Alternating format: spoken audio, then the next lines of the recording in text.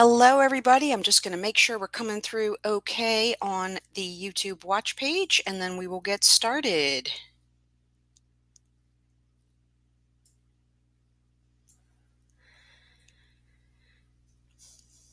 So it's not coming through yet. There we go.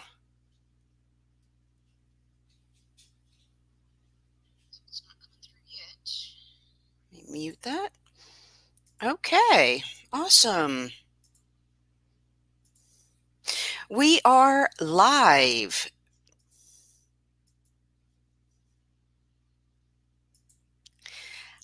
As we're getting ready to get started, you can go ahead and type in the chat box any wins you had. Use the hashtag win, and you can put in anything good that's happened, any change of mindset that you've had, anything that felt like you were more on top of it as a result of using GTD. And I encourage you to even put really small wins in, because I feel like it helps focus on wins in general. And we'll talk about that a little bit later, about the power of focusing your mind on things. So I'm going to go ahead and put my own win in.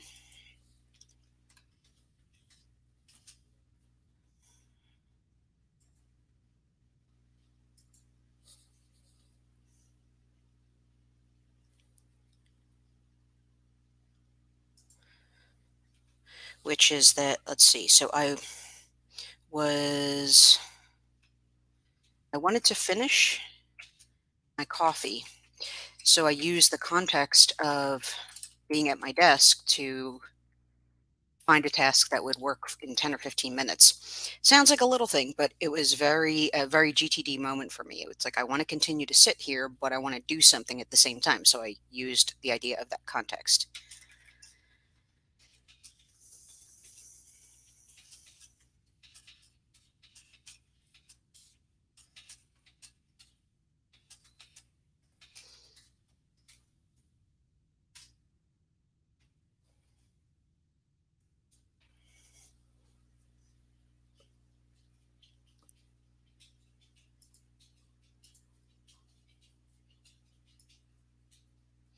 So if you're new here, my name is Michele Christensen, and this is One Noteworthy Life. This is stream number 8 of the book Getting Things Done here on my channel. We're reading through the GTD book section by section and focusing on implementing what we read. I'll be taking your questions and comments throughout this live video in the YouTube chat box, and you're always free to comment later if you're watching on replay. And I have noticed that we are getting quite a few more people watching on replay versus live, so love it. You're always welcome. Super chats are available at the bottom of the chat box during the live chat, and this is a way to financially support the channel in any amount you choose and get your comment highlighted. And I do want to encourage you to weigh in with your thoughts, your comments, questions, ideas, experiences, etc., whether it's in the chat box or in the comments later. One of the reasons I wanted to do this via live stream is to pool everyone's ideas together. That's an idea that I'm really passionate about, and it's really great to be able to share knowledge so that everyone can benefit.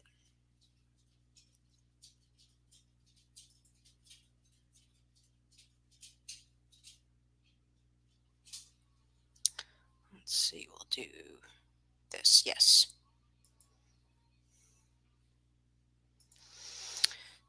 So we are working from the updated version of Getting Things Done. The cover's on your screen. That was published in 2015.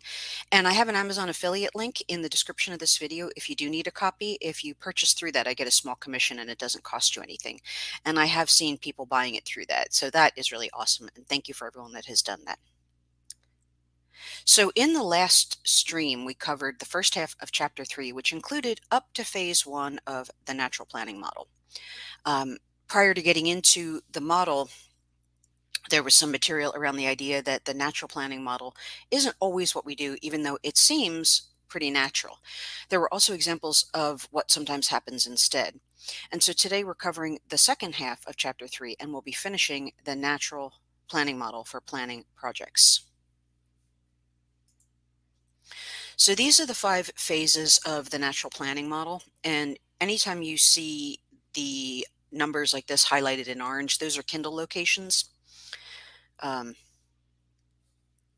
so phase 1 is defining purpose and principles. Phase 2 is outcome visioning.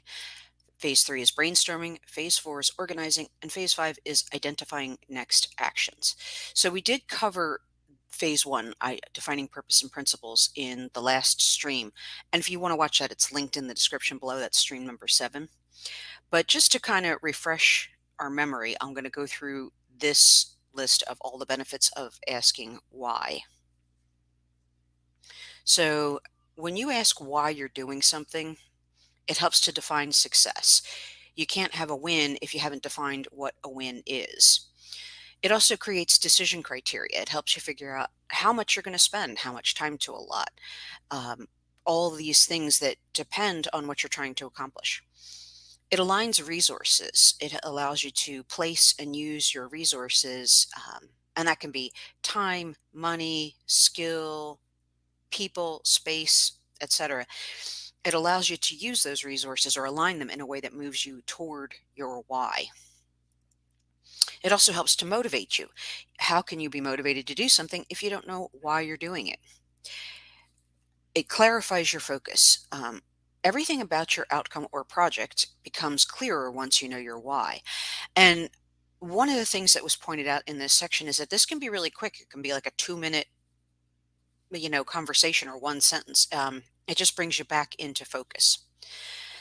And paradoxically, it expands your options. So you might think that getting this kind of clarity and narrow focus might narrow your options, but it actually opens up your options in a less concrete way. Um, the more clear you are, it opens up your problem solving abilities and creative thinking. So let me go ahead and check the chat here.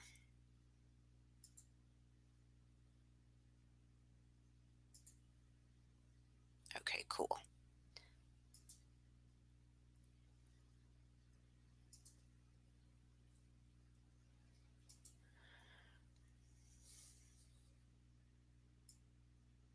Okay, so let's jump into phase 2, which is outcome visioning.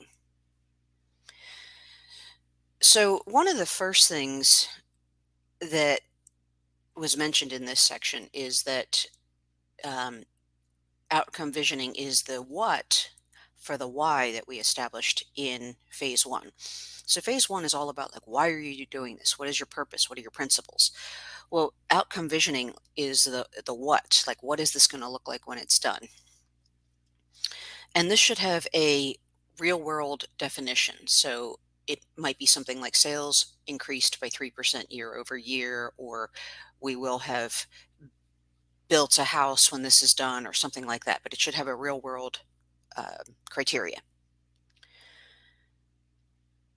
The third point I want to make on this is that is about focus, and having something clear to focus on allows your brain to work at its best. It's going to generate new ideas. And then in this section, there's a really, really awesome discussion of the reticular activating system.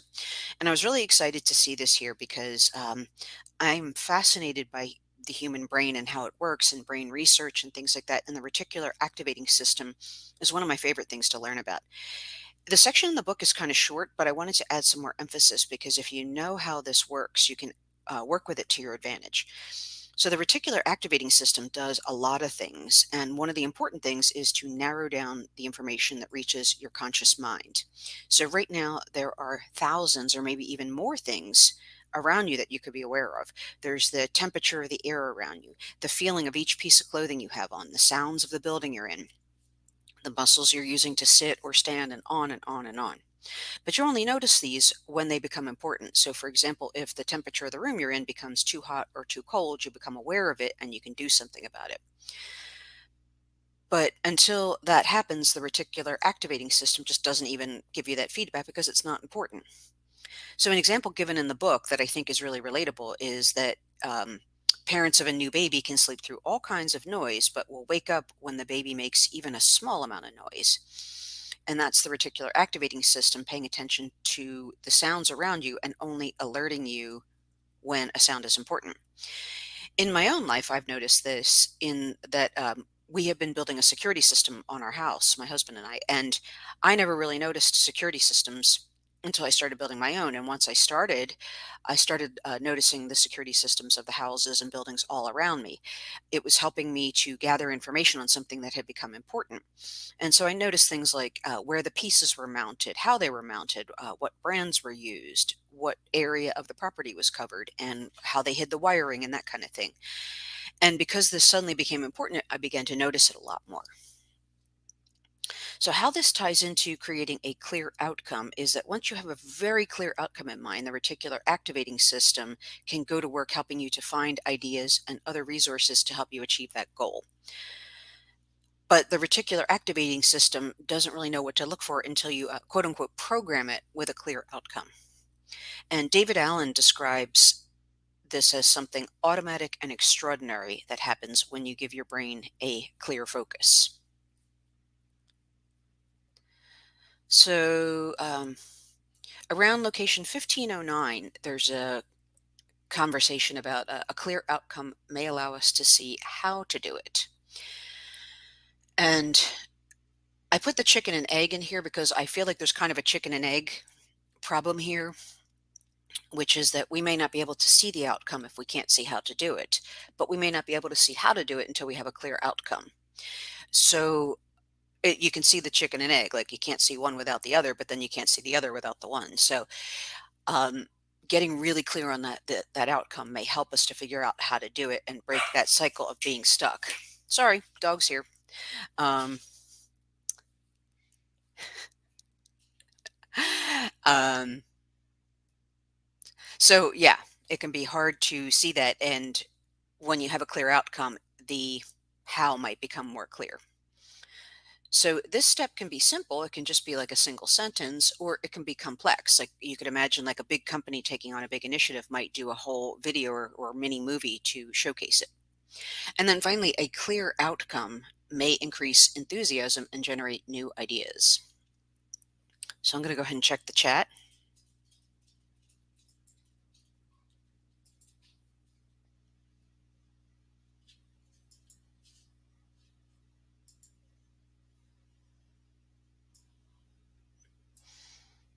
Okay.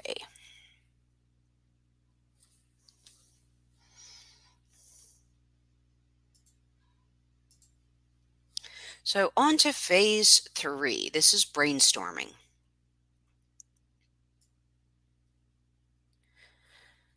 Um, so I thought this first point was really cool. So this is the how for the why and what from phases 1 and 2. That was just a really interesting and concrete way to lay this out. That first we talk about why, then we talk about what, and then we talk about how. Um, and then he mentions that once you identify a gap between what is and what you want it to be, the ideas start coming. And this can be casual and internal. And I thought this was interesting too, because he mentions the example of, sometimes in your head, you might be reviewing what you're going to say to someone as you walk down the hall to talk to them. Um, and earlier in chapter 3, before we got into the natural planning model, there were descriptions of scenarios where projects stalled and people attempted to brainstorm their way out. And I think what is great about having the brainstorming step here in the sequence, so it's phase 3, is that you've already laid the groundwork of what and why from the first 2 phases. This is bound to make the ideas you get from brainstorming more high quality and more relevant. Without going through the phases 1 and 2, you could easily come up with lots and lots of ideas that don't have any relevance to your purpose because you haven't really defined your purpose yet.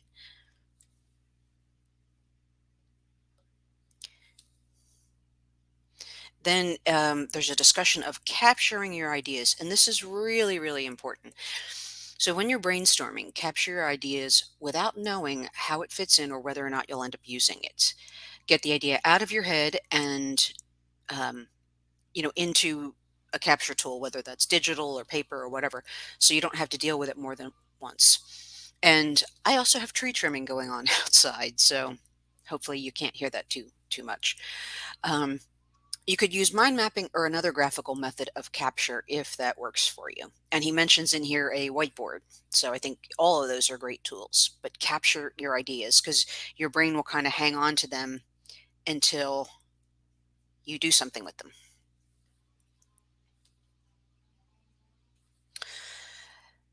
Around location 1553, there's something he calls distributed cognition. And I've never actually heard this term before, but it made a lot of sense to me. And I kind of knew what it was after I read the material. And it's kind of creating an extension for your mind so you don't have to hold on to things. I was thinking about this as kind of like plugging in an external hard drive so that you don't have to hold all these things in your head. You're taking away some of the burden of your from your brain of holding all these things so that you can make more ideas. And he writes in this section that there's this idea that the brain will give you as many ideas as you can handle right now. And if your mind is overloaded trying to remember them all, the ideas will stop coming. But if you capture them, your brain can keep on generating those ideas. And around location 1563, there's a 30-second exercise. And you can try this on your own. I know it's true for me without even doing the exercise. He talks about try to focus on a current project for 30 seconds and focus just on that for 30 seconds or more with nothing in your hand, like no pen, no keyboard, nothing, like nothing to capture your ideas. And it's really hard. So I need something to take notes with if I'm ever talking about or working on something complicated. And even if like it's in a casual conversation and like an idea comes up and we start generating ideas or solutions, I'm reaching for something to capture with. Like I almost can't think that without that. So I know that's true for me. Toward the end of the section, there's 3 keys for brainstorming. And some of these you've probably heard before. So one is don't judge. Like don't judge anything about the ideas right now. Like you're just trying to generate a lot of ideas. Second is go for quantity. Again, you'll organize and decide about them later, but just try and generate quantity. And I was thinking of this example that I use sometimes where if I'm in the store and I'm picking my own fruit, if I need 3 apples and I pick up 4, I can discard the worst 25%. But if I pick up 30, I can leave behind 90% of what I touched. So I'm going to get a better selection of apples. Now, I probably wouldn't do 30, but I might do 5 or 6. But the point is like the more you have to pick from, you have a higher chance of getting really good ideas. The last brainstorming key is no analysis or organization during your brainstorming. So the same as kind of don't judge it, like don't try and organize it or figure out how it's going to fit in at this point.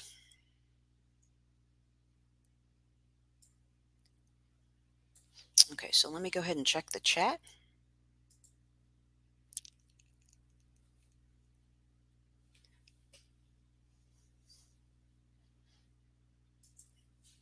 Okay.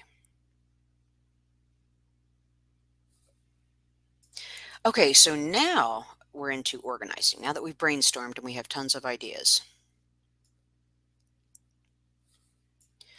So, in the distributed cognition section, there was a really good example of a high school teacher giving David Allen advice for writing papers. And the teacher said to write all of your ideas and quotes on index cards and spread them out on the floor and then look for ways that they go together. And this was one of the first ideas in the organizing section, which is look for natural patterns and relationships between the ideas you got during brainstorming. Like sometimes you can have 3 or 4 things that might group together, and other ideas might group towards phases in a project. Then he gives us a few points on the basics of organizing your ideas. So the first one is use a method that suits your project, not an arbitrary one. Like it doesn't have to be alphabetical order or numerical order, but use something that suits your project. Like if you're opening a store, some of your ideas might be around locations, and some of them might be around layouts, and some of them might be around branding. So you want to group them in a way that suits your project. The second point was not to do too much or too little organizing. The right amount will get the project moving and get it off of people's minds.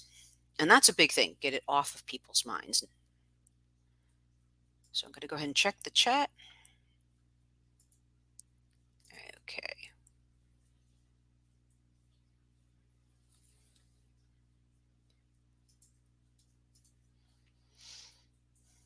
So we're going to move into the final phase of the natural planning model, and this will be the final section of content for this stream. So phase 5 is identifying next actions. And as we've already learned, the next actions are a physical, visible action that you can take right now. If you need to do something first before you can do an action, then that action is not a next action. So the key question at this point is, what's the next action? And again, this is the next thing we can actually do to move this project toward completion. So it may be premature to ask this question if you haven't gone through phases 1 through 4, at least casually or in enough detail to support your project. If you don't know what your next action is, you may need to do more work in phases 1 through 4.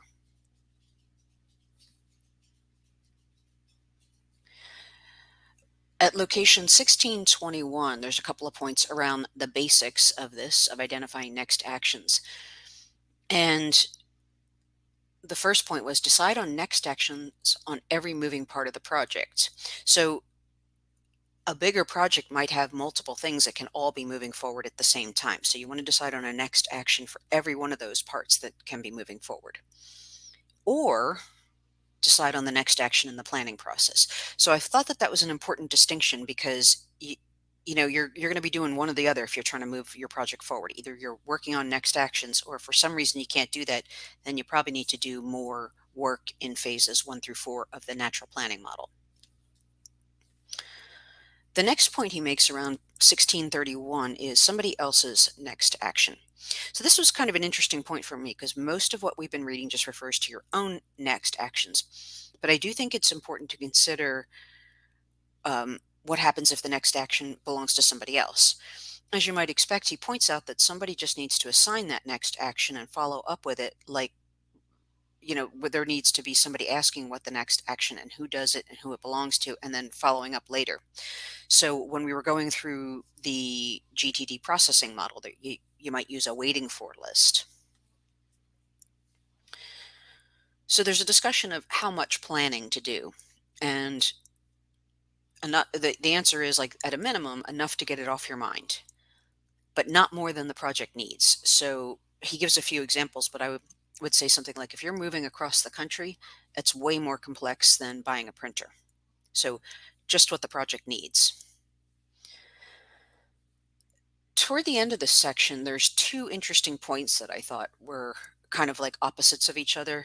Um, so if you need more clarity, you probably need to go back to one of the prior stages, like either asking why or getting more clear on the vision or outcome that you want, etc. If you need more action, you need to go to the later stages in the natural planning model. So maybe people don't know what they're supposed to be doing, or somebody may need to prompt other people for their next actions. So I'm going to check the chat, and we are going to head into our wrap up after that.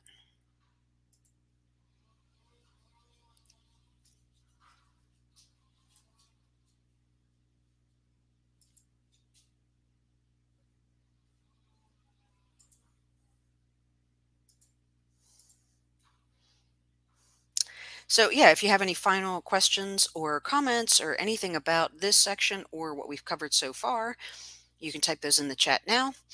There we go. So the next stream is happening. Let me get back to this. The next stream is happening at 4:30 p.m. Pacific time on Wednesday, March 16th, and we'll be covering all of Chapter 4, which is getting ready for implementation. And I have a guest for that stream, and that's Anna, who runs the YouTube channel called Anyusha. That's linked in the description. She's been a guest on the channel before, and she's an excellent content creator. If you like my content, I suggest you go check her out. She does really great videos.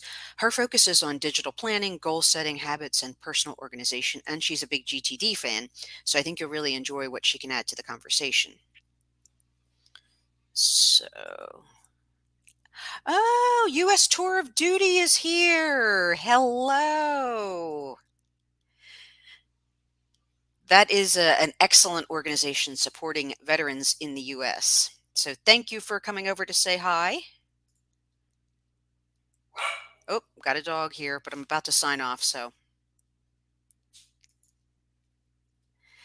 um, thank you so much for spending this time with me. I hope to see you again. Please do me the favor of hitting like and subscribing on your way out. It helps me a great deal. Thanks so much for watching and have a great day. Bye bye.